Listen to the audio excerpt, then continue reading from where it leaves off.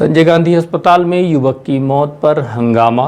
दरअसल यह मामला संजय गांधी हॉस्पिटल का है, जहां पर एक सस्पेक्टेड कोरोना वायरस मरीज की मौत के बाद उसके शव में टैग लगाने की हुई गलती के कारण मृतक युवक का शव किसी और को सौंप दिया गया और शव का दूसरे परिवार द्वारा अंतिम संस्कार भी कर दिया गया। लेकिन जिस व्यक्ति के नाम से अंतिम संस्कार हुआ उसका शव अभी भी संजय गांधी हॉस्पिटल की मर्चुरी में रखा हुआ है। इधर जिस पिता ने अपना बेटा खोया है वो अब अपने बेटे की लाश मांग रहे हैं। परिजनों का कहना है कि हमारा बेटा हमें चाहिए, जिंदा हो या फिर मुर्दा। ऐसी स्थिति में अस्पताल प्रबंधन व प्रशासन पसोपेश में है कि इस मसले को कैसे सुलझाया जाए। परिजन जहां तरह तरह के आरोप लगा रहे हैं, वहीं अस्पताल प्रबंधन का कहना है कि मामले की जांच कराई जा रही है। गड़बड़ी कहां हुई है, इस मसले में जो भी दोषी होंगे किसी भी हालत में बख्शे नहीं जाएंगे। युवक की इस मौत व गायब होने के रहस्य को लेकर हॉस्पिटल परिसर पर परिजनों का हंगामा चला। परिजन लगातार इसी मांग पर अड़े रहे कि हमें मृतक का शव चाहिए, चाहे जिस भी हालात में। वहीं सुबह से अस्पताल के गेट में एसडीएम फरहीन खान व सीएसपी एसएस बघेल समेत बड़ी संख्या में पुलिस बल तैनात रहा। इस बीच परिजनों को समझाइश देने का काफ़ी प्रयास किया गया, परंतु परिजन अपनी मांगों पर अड़े रहे। आप खुद सुनिए इस मसले पर परिजनों का क्या कहना है। ये है मृतक विवेक कुशवाहा के पिता रामचंद्र कुशवाहा, जिन्होंने सारा हाल बयां किया है। भर्ती कराया गया, इसके बाद उसका दवाई होने लगी। 6 तारीख को वो स्वस्थ था। इसके बाद 7 तारीख को उसको क्वारंटाइन में डाल दिया गया। हमको जाने नहीं दिया वहाँ।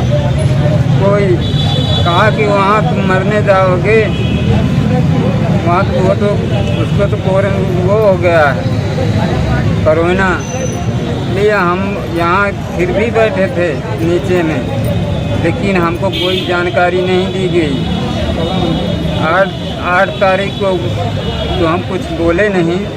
9 को हम बोले तो कहा कि उसका प्रसव हो गया है।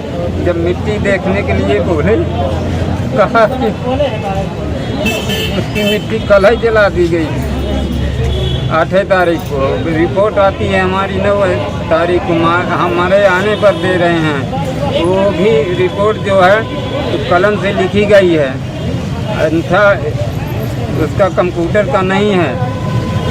इतनी हमको जानकारी है साहब। वो निकला था विवेक नाम स्टिकर लगा था, लेकिन वो 45 साल का बुढ़ा था। हमारा बच्चा तो 22 साल का। हम प्रशासन से मांग करते हैं कि हमारा बच्चा मिलना चाहिए। राम विशाल विवेक कुमार कुशवाहा, बेलाही के थाना मऊगंज। वहीं इस घटना की जानकारी लगते ही मौके पर मऊगंज के पूर्व विधायक सुखेंद्र सिंह बन्ना भी पहुंचे और घोर लापरवाही का आरोप लगाया और कहा कि इस मामले में दोषियों के खिलाफ कार्यवाही की मांग की और कहा कि यह शासन प्रशासन की बड़ी लापरवाही है। साथ ही उन्होंने यह भी कहा कि प्रदेश में 2 तरह का कानून चलता है, एक अमीरों के लिए, दूसरा गरीबों के लिए। देखिए, ऐसा है कि हम भी आज सुबह पेपर के माध्यम से और प्लस परिजनों के टेलीफोनिक माध्यम से मुझे जानकारी दी गई कि विवेक कुशवाहा 5 तारीख को एडमिट हुआ और उससे परिजनों की मुलाकात भी हुई।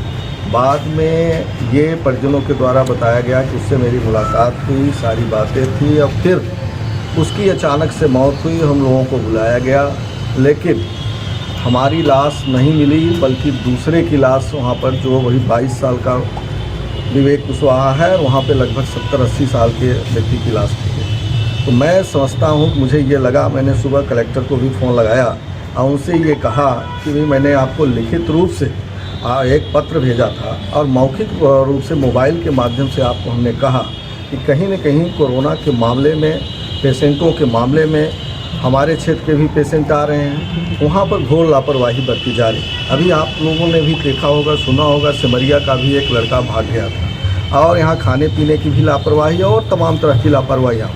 आज तो सबसे बड़ी बात कि लाश ही नहीं मिल रही।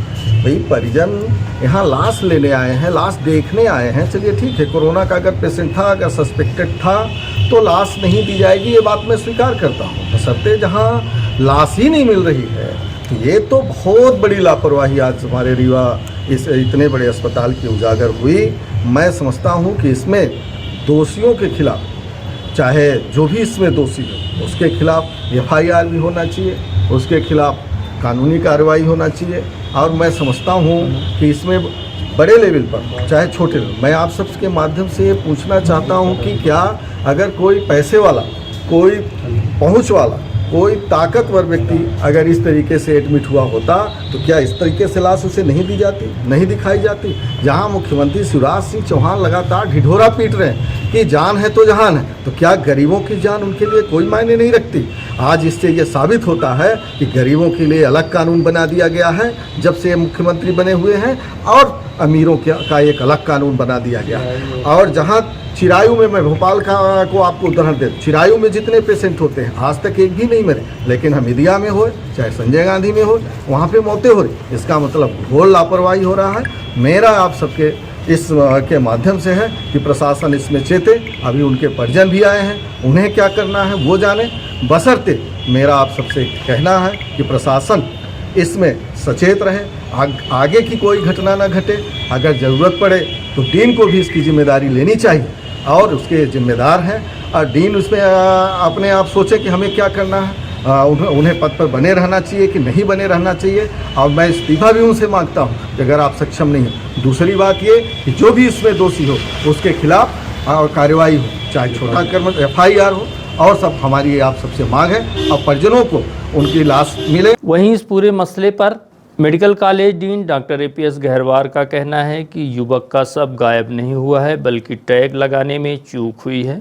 मामले की जांच कराई जाएगी, जिसमें जो भी दोषी पाए जाएंगे उन्हें किसी भी हालत में छोड़ा नहीं जाएगा, उनके खिलाफ सख्त कार्यवाही की जाएगी।